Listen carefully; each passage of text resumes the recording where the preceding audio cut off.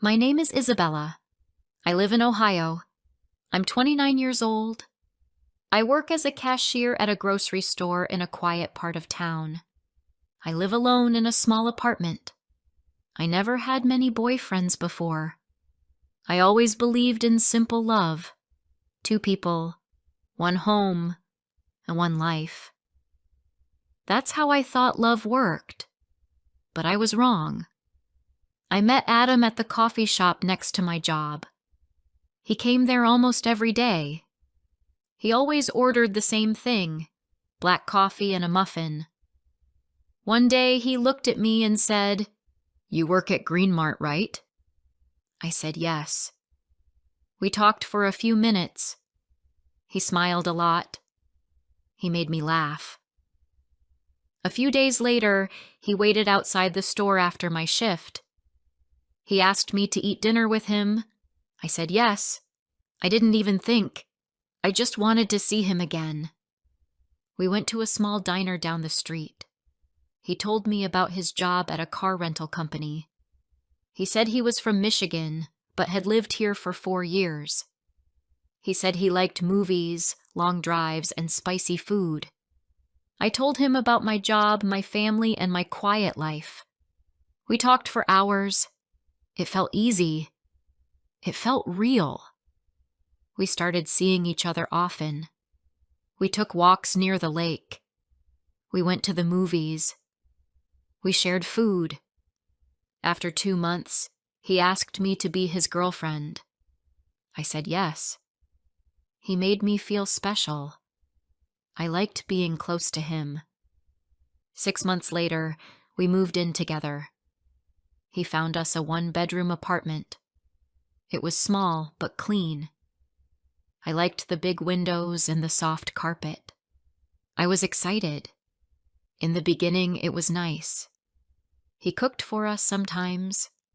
He hugged me in the mornings. He called me sweet names. He sent me short texts during the day. He would say, "Miss you," or "Can't wait to see you." I felt lucky. I told my friends, "He's really kind." But after the first year, things began to change. He started coming home later. He didn't text as much. When I asked about work, he said, "It's fine, just busy." He stopped asking me about my day. He spent more time on his phone. One night, I saw a message on his phone. It was from someone called Kelly from office. It said, "Still thinking about last weekend." I asked him, "Who is Kelly?" He laughed and said, "Just a client. She jokes like that." He didn't look worried. He just changed the topic. I wanted to believe him. I didn't want to fight, so I stayed quiet. After that, he started keeping his phone close. He never left it on the table again. He took it everywhere, even to the bathroom. Sometimes he smiled at his screen when he thought I wasn't watching. I saw it. I felt something was wrong, but I didn't say anything. On my birthday, he made dinner plans. He gave me a necklace. It was silver with a small heart. He said, "You mean the world to me." I smiled and thanked him. At the table, he held my hand. He looked into my eyes. I felt happy. Then his phone buzzed. He looked down and picked it up. While holding my hand, he typed something with his other hand. I saw the screen. The message said, "I wish I was there with you." It was from someone saved as Mike. I knew it wasn't Mike. I pulled my hand away. He asked, "What's wrong?" I said, "You really think I don't see what's going on?" He said, "It's not serious. Just texts. I never met her." I got up and left the restaurant. At home, he said sorry again and again. He said he loved me. He said it was just a mistake. He said he would stop. I cried that night. I said, "If it happens again, I'm leaving." He promised it wouldn't. For a while, things got better. He texted me during the day. He came home early. He watched TV with me. He made me tea before bed. I thought maybe we could move past it. Then one Sunday, I was cleaning our room. I picked up his jacket. His phone was in the pocket. It buzzed. I looked at the screen. It said, "Last night felt real." The name was saved as Tire Shop. I didn't open the message. I just put the phone on the table. When he came home, he saw the phone. He looked at me. He didn't speak. I said, "Again?" He stayed quiet. I didn't yell. I didn't cry. I felt tired. I asked, "Why do you keep doing this?" He said, "I don't know, but I love you." That night, I slept on the couch. I didn't want to be near him. The next day, he sent me a message. It said, "I'll do better. Please come home." I didn't answer. I needed time. A whole week passed. We didn't talk much. He tried to be kind. He brought me dinner. He waited for me to speak first. One night I was watching a movie on the sofa. He came and sat next to me. He didn't say anything. After a few minutes, he reached for my hand. I let him hold it. I didn't look at him. His phone buzzed. He didn't stop holding my hand. With the other hand, he opened his phone and typed a reply. I looked down. The screen said, "She's not looking. Call you soon." I pulled my hand away. I stood up. I said, "I saw it." He looked at me. He didn't try to lie. He didn't say anything. I walked to the bedroom. I locked the door. I sat on the bed for a long time. I didn't move. I just sat in silence. That night I thought about everything. The first day we met. The sweet texts. The gifts. The lies. The other women. I thought about how many chances I gave him. I asked myself, is this love? Is this what I want forever? I didn't have an answer. Not yet. But I knew something had to change. Before I share the rest of my story, I need to know, where are you listening from? Knowing someone hears me, understands me, gives me strength. The morning after I saw the message, I stayed in bed for a long time. The room was quiet. I listened to the cars outside. I could hear people walking past my window. It was a normal day for the world. But something inside me was not normal. I felt tired. I didn't want to move. I didn't want to speak. I looked at the ceiling and waited for a new thought to come, but it didn't. Later, I made myself a cup of tea. I sat in the kitchen and held the cup with both hands. The tea was warm, but I still felt cold. Adam was in the living room. He didn't say anything. He stayed quiet. We didn't look at each other. The silence filled the room like a heavy blanket. I started to go to work early. I didn't want to be in the apartment. I said hello to my coworkers. I smiled when they talked. I tried to act normal, but inside I felt like a balloon without air. Empty. I did my job and kept my eyes down. I didn't want to answer questions. At night, I came home and cooked simple food. I ate alone. He sat on the sofa and stared at the TV. We lived in the same space, but it felt like two different homes. Sometimes he walked into the kitchen while I was there. I moved away. I didn't want him near me. Every small sound made me notice his phone. I heard the buzz, and my heart jumped.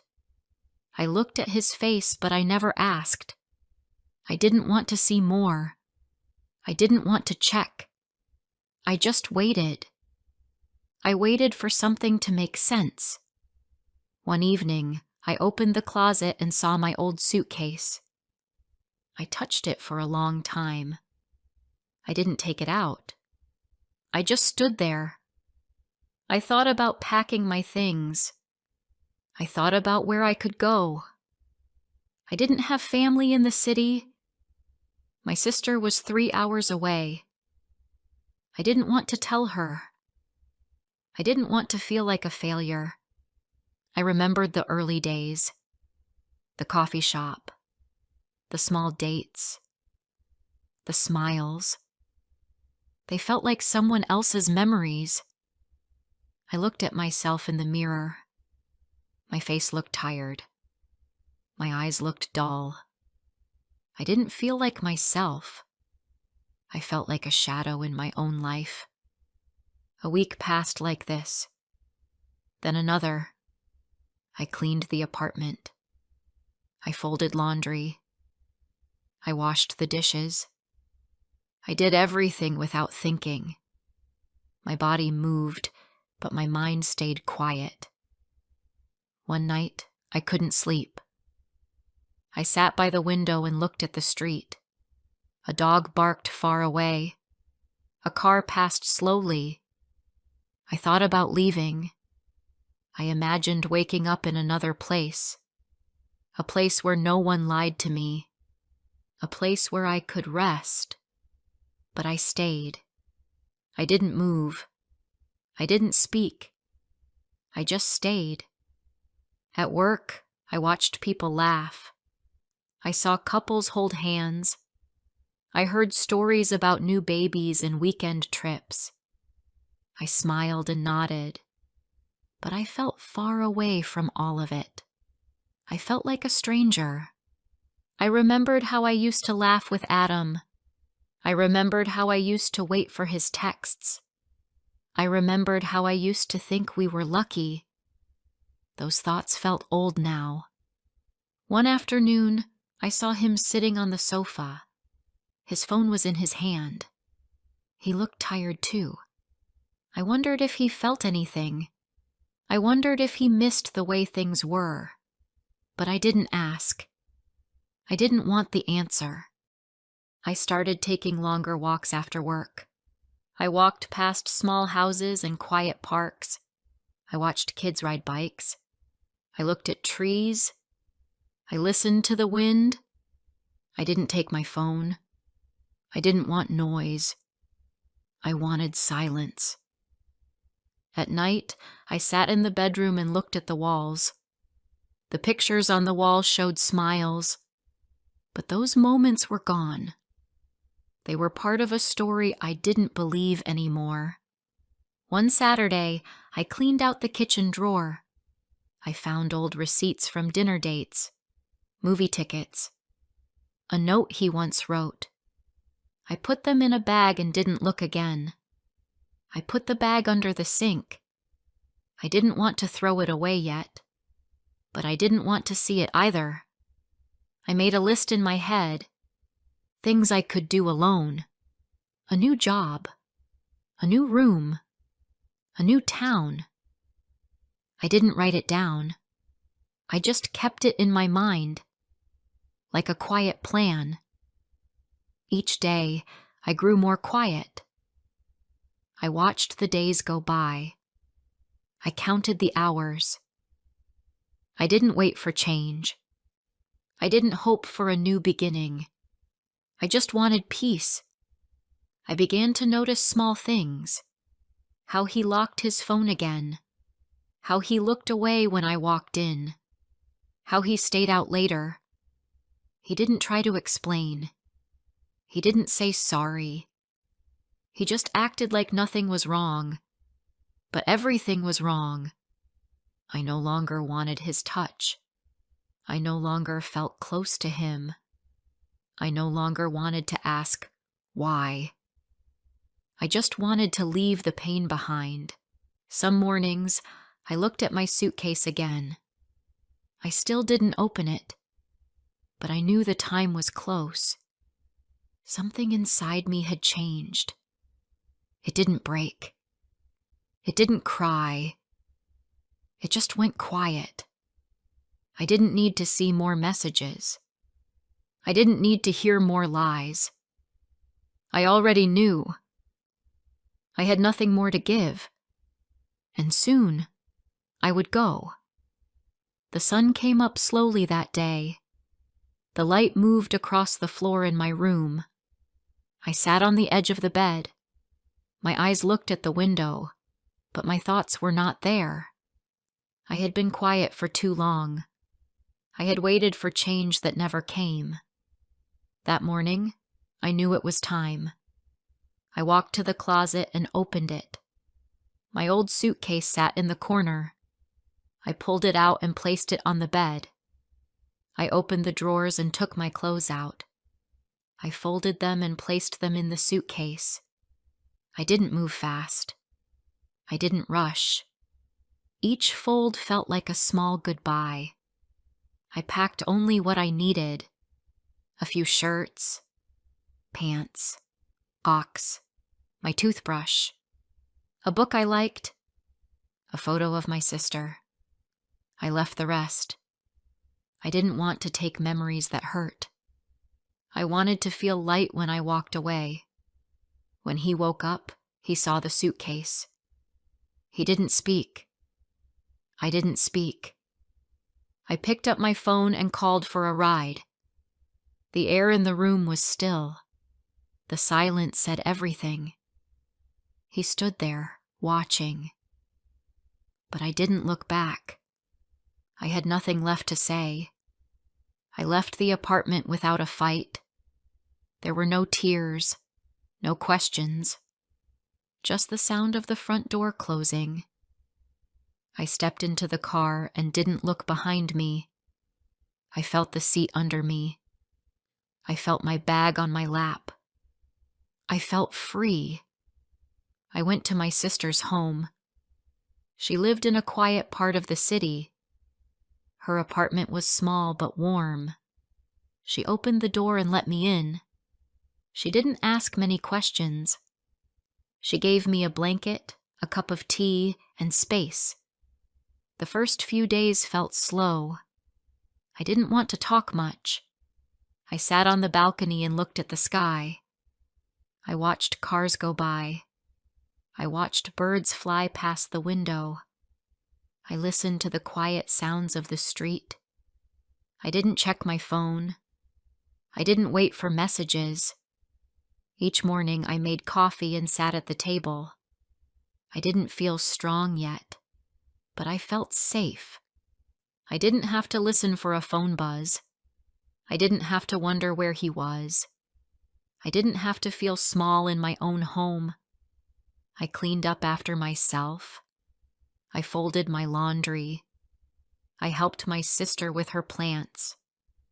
I went to the grocery store and bought bread and milk. I started to do normal things again, little things that made me feel like myself. At night, I lay on the couch and read a book.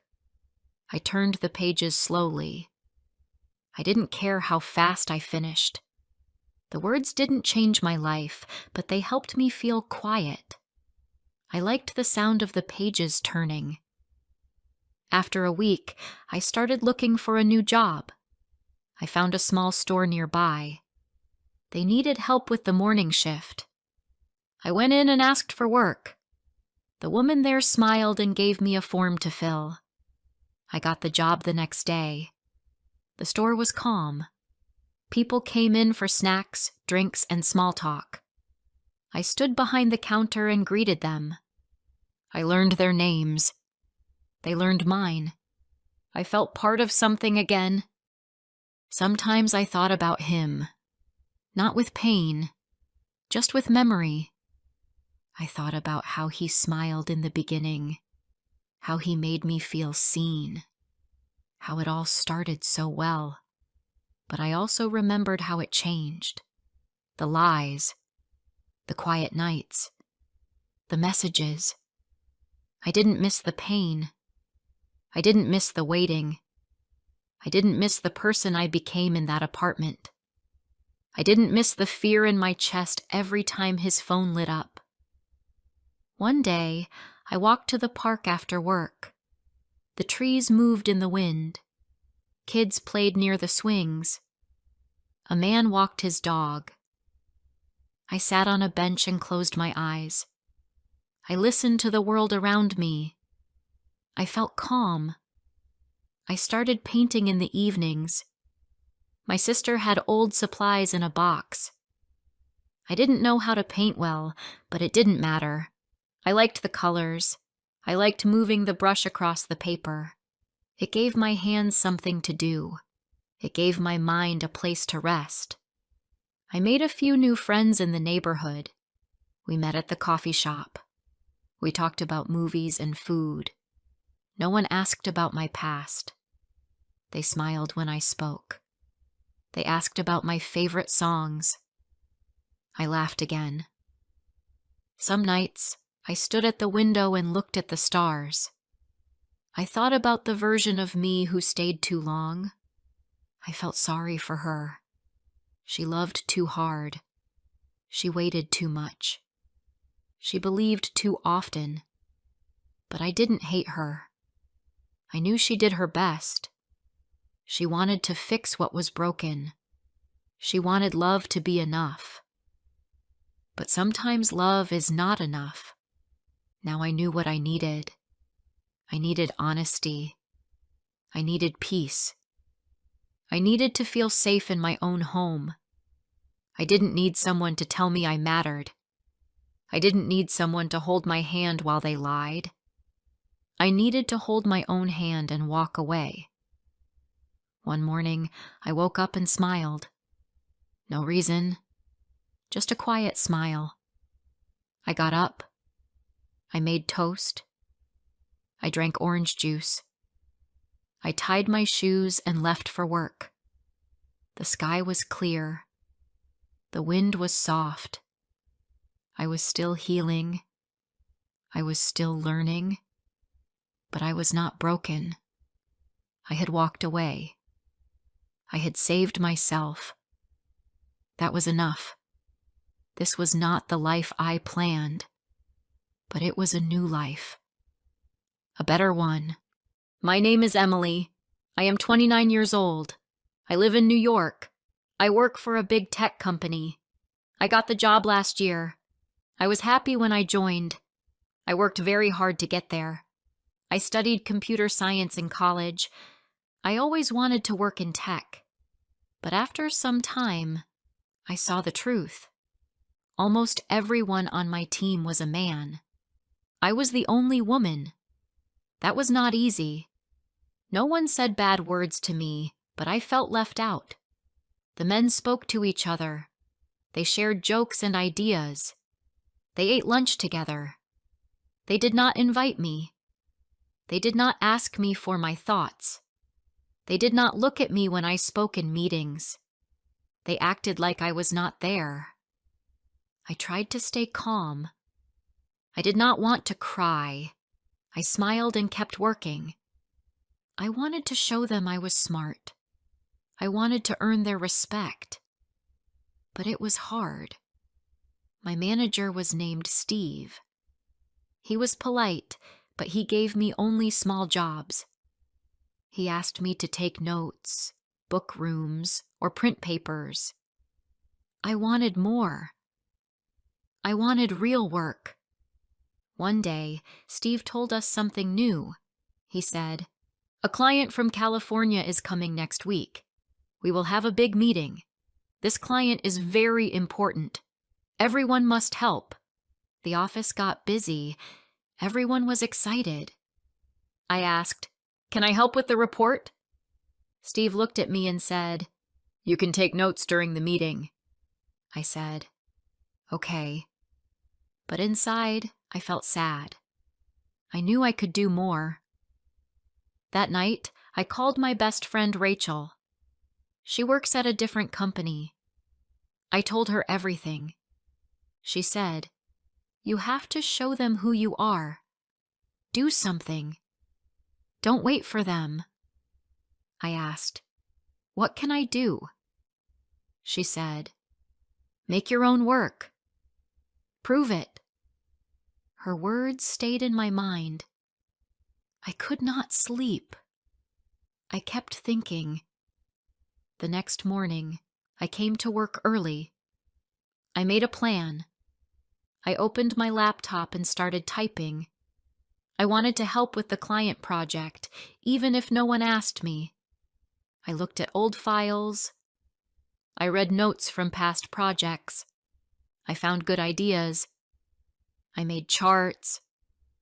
I wrote simple words. I kept it clear and short. I worked every day on it. I stayed late in the office. I skipped lunch sometimes. No one knew I was doing it. Then Friday came, the day of the briefing. Everyone wore nice clothes. Some men wore ties. The office felt different. People were quiet. At 11 a.m., we all walked into the big meeting room. The table was long. There were many chairs. The client joined us on a big screen. I looked around the room. I saw 11 men. I was the only woman. Steve started the meeting. He gave a short welcome. Then he asked, "Who wants to speak first?" One man spoke about numbers. Another showed a system map. A third man talked about timelines. I listened. I waited. My heart was beating fast. Then Steve said, "What's next?" I stood up. I said, "I made something for the client." He looked surprised. "Go ahead," he said. I walked to the front. I plugged in my laptop. I showed my slides. I said, "This plan shows the risks and how to fix them." I used past project data. It is easy to follow. I showed one slide at a time. I spoke slowly. I used simple words. I pointed to the colors. I explained how each part worked. The client watched. No one in the room made a sound. When I finished, I looked at the client. He smiled. He said, "This is very clear. I like it." Steve nodded. He said, "Good job, Emily. We will use your slides." I sat back down. My hands were cold, but I felt strong inside. After the meeting, some team members came to me. One man said, "You did great." Another said, "That was the best part of the meeting." Even Steve smiled at me and said, "Thanks for stepping up." I walked back to my desk. I sat down and opened my laptop. I looked outside the window. The sky was bright. The streets were full of cars. I felt calm. I felt proud. For the first time, they saw what I could do. Later that day, something small happened. I was in the kitchen making coffee. One man from the team came in. His name was James. He worked there for 10 years. He said, "Nice slides today." I said, "Thank you." Then he said, "You were right to speak up. We needed that." That meant a lot to me. When I got home that night, I felt tired, but I also felt happy. I called Rachel. I told her what happened. She said, See? I told you. I laughed. Yes, you did, I said. That weekend, I thought a lot. I knew one good meeting would not change everything. I knew the team still had a long way to go. But something had started. I was not invisible anymore. I had a voice. And now, they had heard it. The next Monday, I came to work early again. I made a coffee and walked to my desk. Steve passed by. He stopped and said, "Client liked your work. Good job." I smiled and said, "Thank you." That day, during lunch, 2 team members asked me to sit with them. We talked about the next project. They asked for my ideas. That was new. That felt good. I was still the only woman on the team. That part did not change. But something else changed. Now they knew I could lead. I did not need to shout. I just needed to show my work. I learned something that week. I learned I had power. Quiet power. The kind that comes from doing good work, even when no one is watching. I learned that I did not have to be loud. I just had to be clear.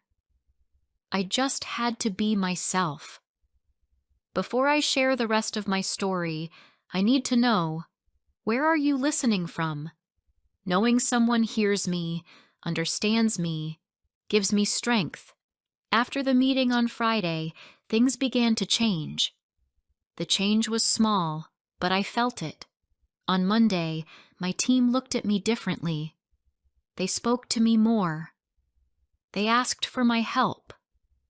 They said, "Good morning," when I walked in. That never happened before. I was still quiet. I still worked hard. But now they saw me.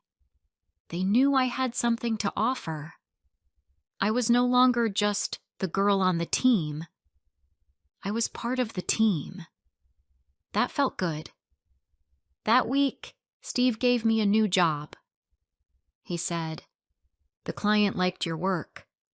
They asked for a second plan. Can you write it?" I smiled and said, "Yes, I can." I was excited, but I was also nervous. I wanted to do well again. I started working on the new plan right away. I looked at the notes from the first meeting. I read the client's emails. I asked clear questions. I made charts and wrote simple reports. I made sure every word was easy to understand. At lunch, I stayed at my desk. I ate my sandwich and kept working. I did not want to stop. I wanted to do my best. Rachel sent me a message. "Take a break," she said. I laughed but kept going. By Thursday, I finished the plan. I sent it to Steve. 1 hour later, he came to my desk. He said, "This is excellent. Very clean. Very useful." I felt proud. I said, "Thank you." Then he said something more. "I want you to join the next meeting. You'll share your plan." My eyes got wide. I said, "Really?" He said, "Yes. Be ready for Monday." That weekend, I worked on my slides. I wanted them to be clear. I wanted the words to be simple. I wanted to speak slowly and with confidence. I practiced in front of my mirror. I smiled. I fixed my words. I made each line short and easy. I told myself, "You can do this." On Monday, I wore a blue dress and a black jacket. I brushed my hair neatly. I walked into the office early. I printed the plan. I checked the slides one more time. I took a deep breath and walked into the meeting room. The client was already on the screen. They smiled and said, "Good morning." Steve spoke first. He said, "Emily will lead this part of the talk today." I stood up. My heart was beating fast. My hands felt cold, but I smiled and began. I showed the first slide. "This is our new plan," I said. "It is based on your feedback." Then I showed each part. I used easy words. I looked at the camera. I did not speak too fast. I paused after each slide. The client asked one question. I answered it clearly. Then the client said, "Thank you, Emily. That was very clear." I sat down and smiled. Steve gave me a thumbs up under the table.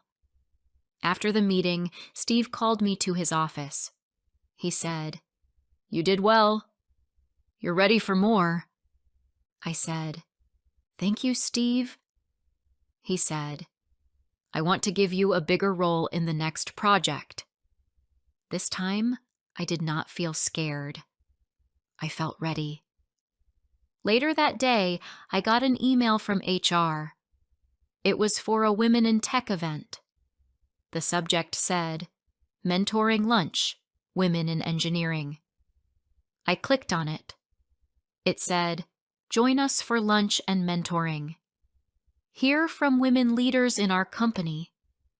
I thought about it. I had never joined these events before. I always felt shy, but now I felt different. I clicked yes. I marked the date on my calendar. On Friday, I walked into the lunchroom. There were about 20 women. Some were older, some were young like me, some worked in coding, some worked in design. We all had the same story. We were often the only woman in the room. One woman spoke to us. Her name was Laura. She was a team leader. She said, "Years ago, I felt very alone.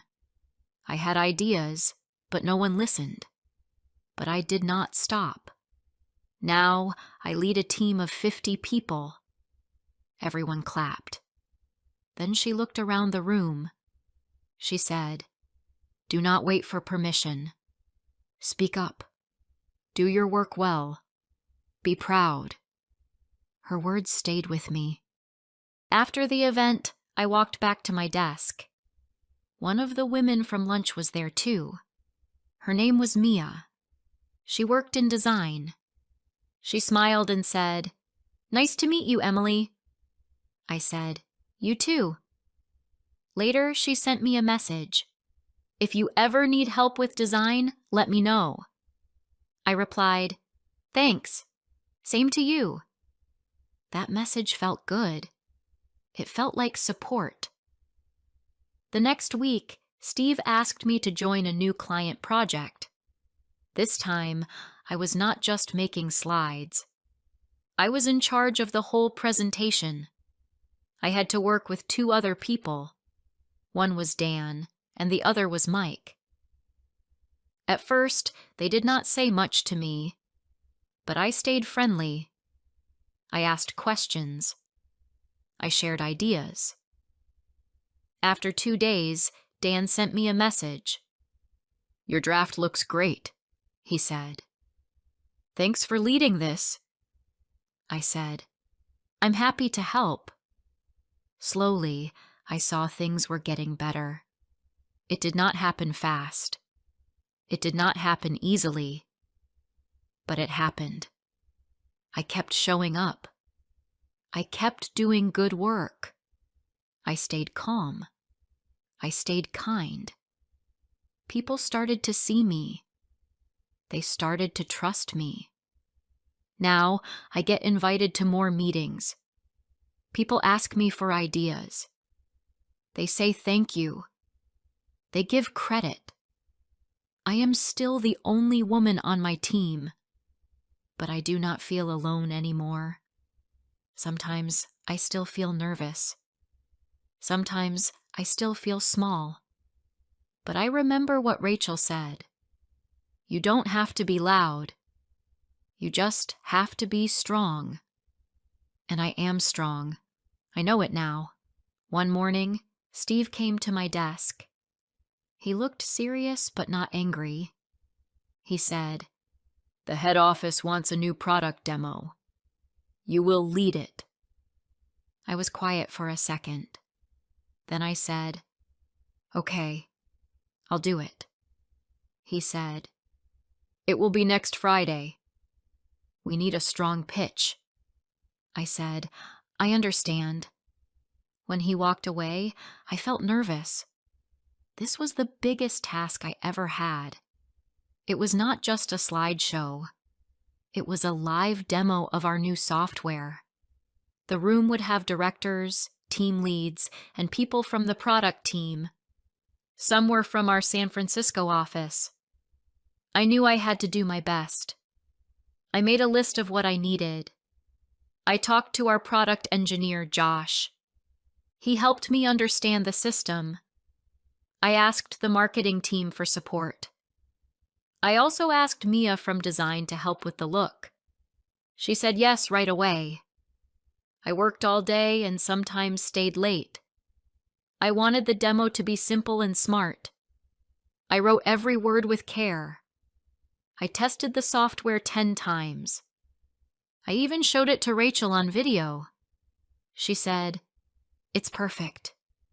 You look like a leader." The night before the demo, I barely slept. I checked my slides again and again. I checked my voice, my timing, my notes. I looked in the mirror and said, "You can do this." The next morning, I wore my best gray blazer.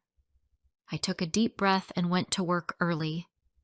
I walked into the meeting room at 9:30 a.m. The demo was at 10. The chairs were slowly filling up.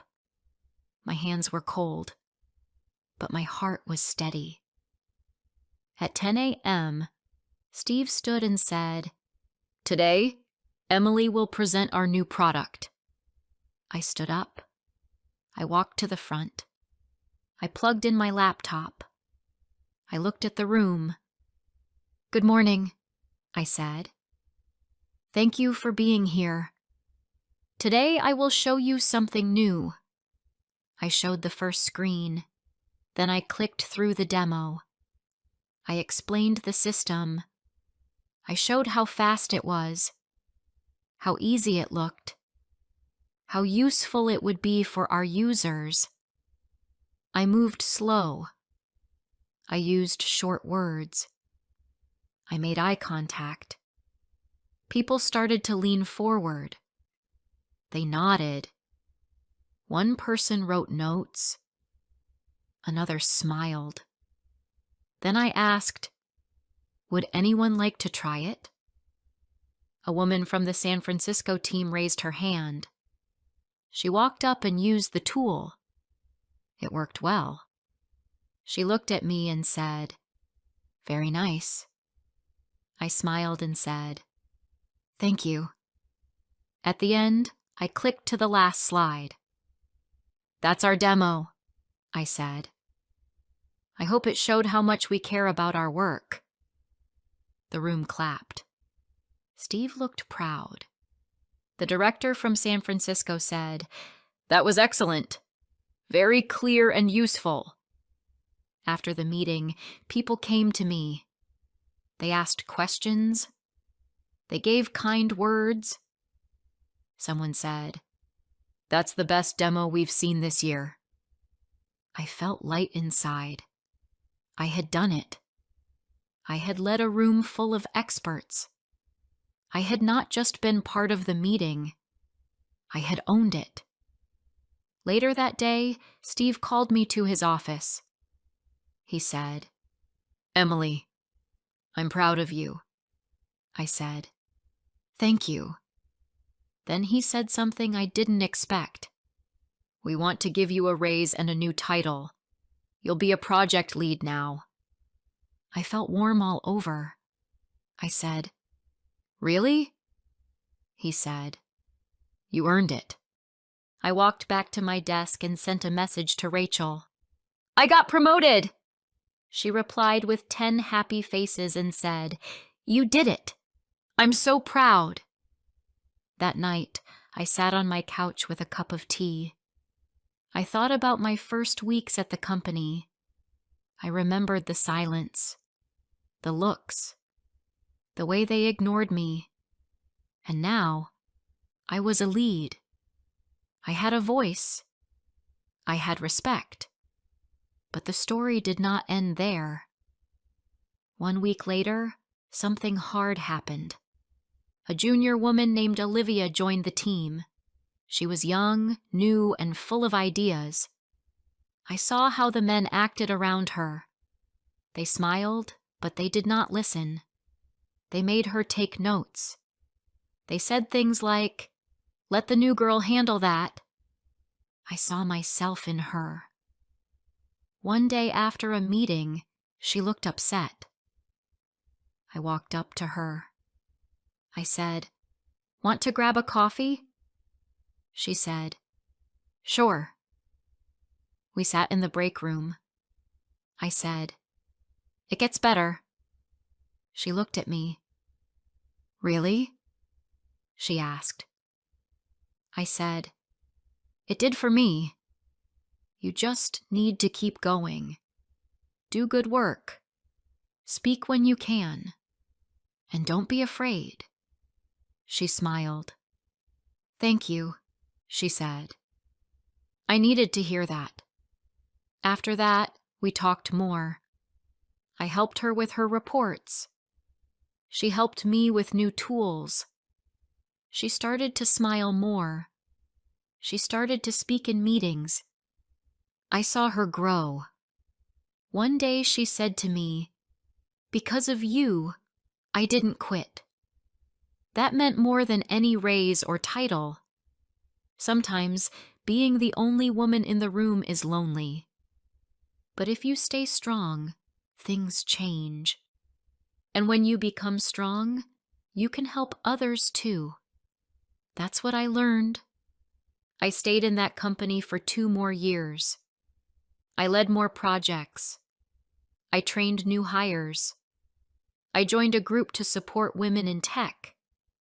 I gave talks. I wrote tips. I shared my story. Then I got a new offer. A bigger company. A better title. A chance to grow even more. I took it. On my last day, the team gave me a card. Inside it said, Thanks for making this team better. Steve shook my hand. We'll miss you, he said. Olivia hugged me. Go lead them too, she whispered. I walked out of the building with my head high. It started with silence. It started with fear. But I spoke up. I showed what I could do. I earned my place. I was the only woman in the room. Now, I am the woman they remember. If this story touched your heart, don't forget to like, comment, and share. More emotional and inspiring stories are coming soon.